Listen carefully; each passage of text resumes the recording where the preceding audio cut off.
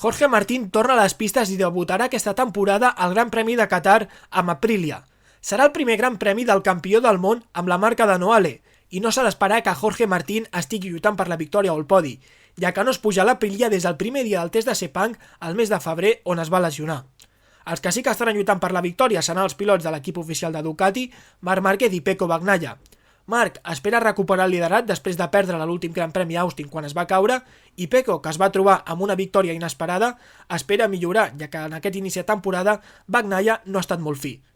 Marc arriba a un traçat que històricament no se li dona molt bé a les seves característiques de pilotatge i només ha guanyat una vegada, i Pecco porta tot l'inici de temporada insistint que aquest és un gran premi molt important per ell, ja que aquí sabrà quin és el seu feeling amb la moto del 2025. Àlex Márquez arriba a terres àrabs com a líder del Mundial, amb un punt per sobre del seu germà Marc i 12 sobre Pecco, i a veure si Àlex torna a estar amb ells dos lluitant per la victòria. De moment, el pilot de l'equip de Gresini s'ha fincat a la segona plaça aquest any. Pel que fa a la resta de marques, KTM aquests dies ha estat amb els seus pilots de prova rodant per millorar les prestacions de la moto i a veure on es troben Pedro Acosta i companyia.